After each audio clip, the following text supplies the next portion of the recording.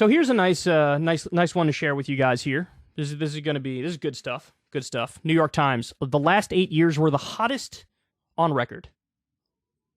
Is that good? Is that positive? Are there is this preferable? Is that what we're looking for? So you can actually see it in the chart here. Look at this.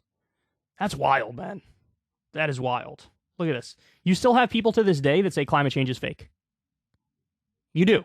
And unfortunately, a number of them sincerely believe it. It all started, just so everybody understands the backstory, it all started with, I think the name of the group is the Heartland Institute, but don't quote me on that. There were these scientists who are effectively like scientists for hire, like mercenary scientists who get paid to spew propaganda. And they would argue, no, climate change isn't real, bro. Well, come to find out, a lot of those same so-called scientists who were making the argument, you look into their history, it's the exact same scientists who were arguing that cigarettes don't cause cancer. So these are the kind of people who started the claims. But look, these people are creative. And so what they did is they hammered away and they hammered away and they hammered away, and they had these little data points that are either true but misleading or not true, and they sort of, it's a full court press on propaganda, and so they've convinced some percentage of the population, actually, no, climate change is not real. And now there's some people who genuinely believe it, and they're not paid by big oil or whatever, and there's like no change in their mind, right? And it also became a hyper-partisan thing, left versus right thing, and so some people will never believe it just because the team that's associated with thinking it's real. But look, these numbers don't lie, do they? Look at this. Look at this. This is wild. So here's what they say. The world remained firmly in warming's grip last year, with extreme summer temperatures in Europe, China, and elsewhere contributing to 2022 being the fifth hottest year on record.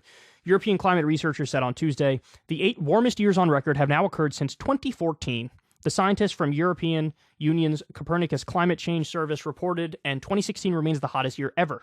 Overall, the world is now 1.2 degrees Celsius, 2.1 degrees Fahrenheit, hotter than it was in the second half of the 19th century when emissions of plant-warming carbon dioxide from the burning of fossil fuels became widespread. Carlo Buontempo, director of the Copernicus service, said the underlying warming trend since the pre-industrial age made 2022's ranking in the top 5 neither unexpected or unsurprising. The rare event now would be to see a really cold year, he said. Wow. Last year was among the warmest despite the persistence of La Niña for the third consecutive year. La Niña is a climate pattern marked by colder than normal sea surface temperatures in the equatorial Pacific Ocean that tend to suppress global temperatures. Hold on one second. I need you to soak in that sentence for me. That is a terrifying sentence. So in other words, the reality on the ground as it exists right now is we're in a La Niña season. La Niña on paper lowers temperatures across the globe. But even during La Niña, we have record high temperatures. So what does that mean? That means when we don't have La Niña, what's going to happen? It's probably going to skyrocket even more. Not good. Not good. We are continuing the long-term warming trend of the planet.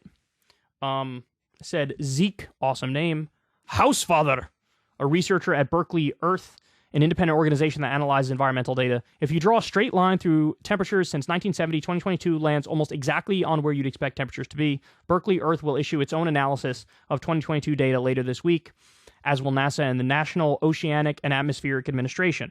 So here you have the records that were broken recently. 104 degrees in Europe. 109 over here in Portugal. Good, this is great. Good stuff. Good stuff.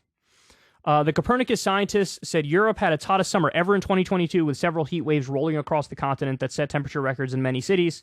Separate research has shown that heat waves in Europe are increasing in frequency and intensity at a faster rate than almost anywhere else, fueled by warming, but also most likely by shifts in atmospheric and oceanic circulation.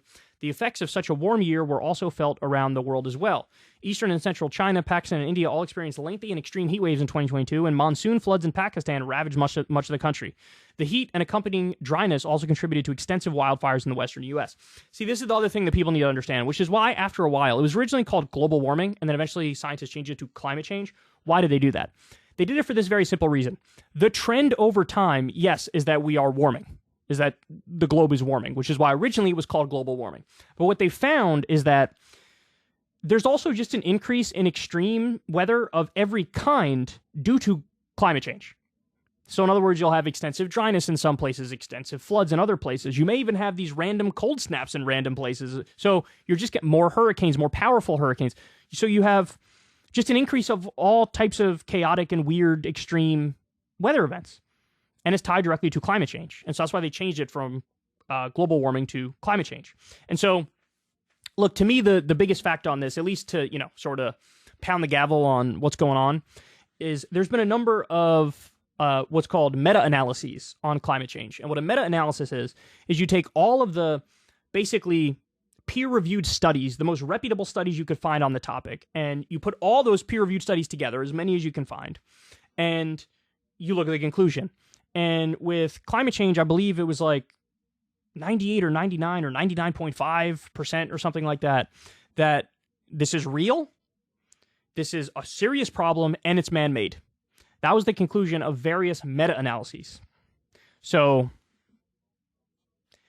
that's not good. And then, look, we can get into the specifics. You guys know it. We've been over it before, but we're talking about the Middle East being uninhabitable because the temperatures are just too high. You can't live there. People cannot live there.